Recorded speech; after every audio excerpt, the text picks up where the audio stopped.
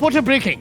ശബരിമല സ്വർണ്ണക്കൊള്ള കേസിലെ പ്രതി ബെല്ലാരിയിലെ ജുവലറി ഉടമ ഗോവർദ്ധൻ ദേവസ്വം ബോർഡിന് പണം നൽകിയതിന്റെ രേഖകൾ റിപ്പോർട്ടിന് 14.97 ലക്ഷം രൂപ എക്സിക്യൂട്ടീവ് ഓഫീസർക്ക് DD ആയി നൽകിയെന്നാണ് കണ്ടെത്തൽ. മാളികപ്പുറത്തിന് സ്വർണ്ണ ആഭരണം വാങ്ങാനായിരുന്നു, സ്വർണ്ണഹാരം വാങ്ങാനായിരുന്നു പണം നൽകിയത്.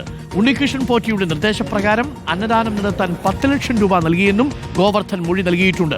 ഗോവർദ്ധന് ഹൈക്കോടതിയിൽ ജാമ്യാപേക്ഷ നൽകി SIT ഭീഷണിപ്പെടുത്തി സ്വർണം പിടിച്ചെടുത്തെന്നാണ് വാദം. ഹൈക്കോടതിയുടെ അവധിക്കാല ബെഞ്ച് നാളെ അപേക്ഷ പരിഗണിച്ചേക്കും. ഹരിയുണ്ട് കൂടുതൽ വിവരങ്ങളുമായി. ഹരി, ഈ ഗോവർദ്ധൻ യഥാർത്ഥത്തിൽ ഒരു സ്പോൺസറാണോ, അതല്ല ഉണ്ണികൃഷ്ണൻ പോറ്റിയോടൊപ്പം നിന്ന് സ്വർണം അടിച്ചുമാറ്റിയ സംഘത്തിലുള്ളതാണോ? അയാൾ വില്ലനാ നായകനാ? ഇതുവരെയും നമുക്കൊരു പിടിയും കിട്ടിയിട്ടില്ല. പക്ഷേ ഇപ്പോൾ വരുന്ന വിവരം അനുസരിച്ച് ഈ ഗോവർദ്ധൻ ശബരിമലയിൽ ദേവസ്വം ബോർഡിന് 14 ലക്ഷം രൂപ സ്വർണ്ണാഹാരം വാങ്ങാൻ കൊടുത്തു, 10 ലക്ഷം രൂപ അന്നദാനത്തിന് വേണ്ടി കൊടുത്തു. അപ്പോൾ ഒരു 25 ലക്ഷം രൂപ ഇതിനകം ഗോവർദ്ധൻ ശബരിമലയിൽ ചെലവാക്കിയിട്ടുണ്ട്, അന്നദാനത്തിനും സ്വർണ്ണാഹാരം വാങ്ങാനുമൊക്കെയായി. അപ്പോൾ അയാളെ പ്രതി ചേർത്തിരിക്കുന്ന സമയത്ത് ചില കൺഫ്യൂഷൻ ഉണ്ടാവുന്നുണ്ട്. എന്താണ് ഈ ഗോവർദ്ധന്റെ മൊഴി പറയുന്നത്? അത് പോലീസിന് തിരിച്ചടിയാവൂ SITക്ക്?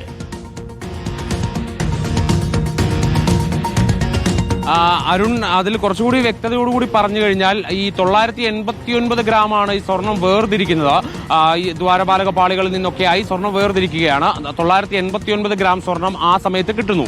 ആ 989 ഗ്രാമിൽ 474.97 ഗ്രാമാണ് ഈ ഗോവർദ്ധന്, ബെല്ലാരിയിലെ ജ്വല്ലറി ഉടമയായിട്ടുള്ള ഗോവർദ്ധന് പോറ്റിയും പങ്കജ് ഭണ്ഡാരിയും ചേർന്ന് കൽപേഷ് എന്ന് പറയുന്ന ആൾ വഴി കൊടുക്കുന്നത്.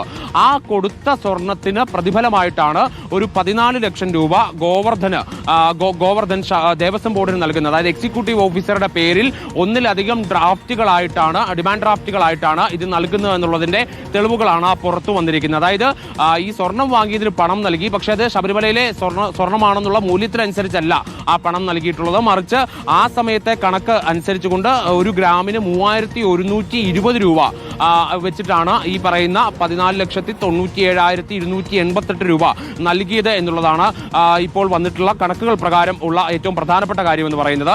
അതായത് ശബരിമല ദേവസ്വം ബോർഡിലെ അംഗങ്ങൾ അടക്കം അറിഞ്ഞുകൊണ്ടാണ് ഈ സ്വർണം കൈമാറിയത് എന്നുള്ളതിന് ഒരിക്കൽ കൂടി തെളിവുകൾ പുറത്തു വരുന്നു എന്നുള്ളതാണ് ഇതിനർത്ഥം. മറ്റൊന്ന്, ഈ സ്വർണം വാങ്ങിയതിന് ശേഷം പിന്നീട് കുറച്ചു മാസങ്ങൾ കഴിഞ്ഞപ്പോൾ തനിക്ക് കുറ്റബോധം വന്നു എന്നുള്ളതാണ് ഗോവർദ്ധൻ ചൂണ്ടിക്കാണിക്കുന്ന ഒരു പ്രധാനപ്പെട്ട കാര്യം. അങ്ങനെ തനിക്ക് കുറ്റബോധം വന്നപ്പോൾ ഉണ്ണികൃഷ്ണൻ പോറ്റിയാണ് പറഞ്ഞത്, 2 കാര്യങ്ങൾ ചെയ്തു കഴിഞ്ഞാൽ അത് പരിഹരിക്കാൻ കഴിയും. ഒന്ന്, അന്നദാനം നടത്താം. ആ അന്നദാനം നടത്തുന്നതിന് വേണ്ടി ഒരു 10 ലക്ഷം രൂപ ഡൊണേറ്റ് ചെയ്യണം, അതായത് ദേവസ്വം ബോർഡിന് നൽകണം. അങ്ങനെ അത് പോറ്റി വഴി നൽകുന്നു. അതിനുശേഷം ഉണ്ണികൃഷ്ണൻ പോറ്റി പറഞ്ഞ ഒരു പരിഹാരക്രിയ കൂടി നടത്തുന്നു. അത് മാളികപ്പുറത്തിന് സ്വർണ്ണഹാരം വാങ്ങാൻ വേണ്ടിയുള്ള പണമാണ്. ആ സ്വർണ്ണഹാരം വാങ്ങാൻ വേണ്ടി കൃത്യമായി പറഞ്ഞാൽ 2,70,000 രൂപ നൽകുകയാണ്. അതും പോറ്റി വഴിയാണ് നൽകുന്നത്. ഇത് വാങ്ങിയോ വാങ്ങിയില്ലയോ എന്നുള്ള കാര്യത്തിൽ ഗോവർദ്ധൻ അപ്പോഴും വ്യക്തത ഉണ്ടായിരുന്നില്ല. പക്ഷേ SITയുടെ അന്വേഷണത്തിൽ അത് വാങ്ങിയിട്ടുണ്ട്. അത് പിന്നീട് കണക്കുകളിൽ ചേർത്തു, അല്ലെങ്കിൽ രേഖകളിൽ ചേർത്തു എന്നുള്ളതാണ് മനസ്സിലാക്കാൻ കഴിയുന്നത് എന്നുള്ളതാണ് SITയുടെ കണ്ടെത്തൽ. അതായത് ദേവസ്വം ബോർഡിലെ അംഗങ്ങളടക്കം ഈ സ്വർണം കൈമാറുന്ന കാര്യം കൃത്യമായി അറിയുകയും അതിനുള്ള പണം വാങ്ങുകയും ചെയ്തിരുന്നു എന്നുള്ളതാണ് രേഖകൾ തെളിയിക്കുന്നത്. മാത്രമല്ല, ആ സ്വർണം ശബരിമലയിലെ ആണ് എന്ന് അറിഞ്ഞ സമയത്ത് ഇത്തരത്തിൽ പരിഹാരക്രിയ എന്നുള്ള രൂപത്തിൽ താൻ വീണ്ടും പണം നൽകിയിട്ടുണ്ട് ഉണ്ണികൃഷ്ണൻ പോറ്റിക്ക്. ഉണ്ണികൃഷ്ണൻ പോറ്റി ആ പണം ആർക്ക് കൈമാറിയെന്നോ അല്ലെങ്കിൽ മറ്റേതെങ്കിലും രീതിയിൽ അത് വിനിയോഗിച്ചു എന്നുള്ളതിനോ ഉള്ള തെളിവുകൾ നിലവിൽ പുറത്തു വന്നിട്ടില്ല. അക്കാര്യത്തിൽ കുറച്ചുകൂടി വ്യക്തത വരേണ്ടിയിരിക്കുന്നു. പക്ഷേ ഒരു കാര്യം ഉറപ്പാണ്, ഉണ്ണികൃഷ്ണൻ പോറ്റി വഴിയാണ് ഈ ഇടപാടുകളെല്ലാം നടന്നിരുന്നത്.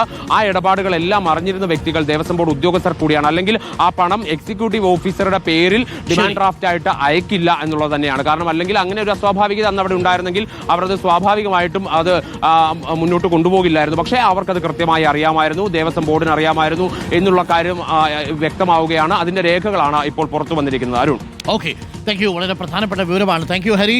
അപ്പോൾ ഗോവർദ്ധന്റെ കാര്യത്തിൽ ഇയാൾ കെട്ടവനാ നായകനാ? ഒരു പിടിയും കിട്ടുന്നില്ല ഗോവർദ്ധന്റെ കാര്യത്തിൽ. അതേസമയം ഈ ഭണ്ഡാരിയുടെ കാര്യത്തിൽ ചില സൂചനകളൊക്കെ നമുക്ക് നേരത്തെ കിട്ടിയിരുന്നു. സ്മാർട്ട് ക്രിയേഷൻസിന്റെ CEO ആണ്. അയാളാണ് ഈ രാസമിശ്രിതം ഉപയോഗിച്ചുകൊണ്ട് ഈ സ്വർണം വേർതിരിച്ചെടുക്കുന്നത്. 989 916 എന്നൊക്കെ പറയുമല്ലോ, 986 ആണിത്, 989 ആണ്. 989 ഗ്രാമാണ് അതേപോലെ വേർതിരിച്ചെടുത്തത്. അതിൽ കുറച്ച് ബെല്ലാരിയിൽ നിന്ന് കിട്ടി, ഗോവർദ്ധന ജ്വല്ലറിയിൽ നിന്ന്. പക്ഷേ അത് യഥാർത്ഥത്തിൽ ശബരിമലയിൽ നിന്ന് കൊണ്ടുപോയ സ്വർണ്ണമല്ലത്രേ. പകരം ഒരു കട്ടി കൊണ്ടുവരികയായിരുന്നു. അത്രയും തത്തുല്യമായ സ്വർണം തിരിച്ചു കൊടുക്കാനാണ് SIT ആവശ്യപ്പെട്ടതെന്ന് അറിയുന്നു. അങ്ങനെയാണെങ്കിൽ അത് വീണ്ടും കുരുക്കായിത്തീരും. അപ്പോൾ യഥാർത്ഥത്തിൽ ശബരിമലയിൽ നിന്ന് കൊണ്ടുപോയ സ്വർണം ആരുടെ പക്കലാണ് ഇപ്പോൾ ഇരിക്കുന്നത് എന്നുള്ളതാണ് ചോദ്യം. അത് ഏതെങ്കിലും വ്യവസായിയുടെ കൈവശമാണോ ഇരിക്കുന്നത്? അയാളിത് വലിയ തുക മോഹവില നൽകി വാങ്ങിയതാണോ? അങ്ങനെയാണെങ്കിൽ സ്വർണത്തിന്റെ മൂല്യമല്ല, വിശ്വാസത്തിന്റെ മൂല്യമാണ് ഇവിടെ കച്ചവടം ചെയ്യപ്പെട്ടിരിക്കുന്നത്. ഇതിന് പിന്നിൽ ആരൊക്കെയാണ്? വരും ദിവസങ്ങളിൽ നമുക്ക് ഇതിന്റെ സൂചനകൾ കിട്ടും.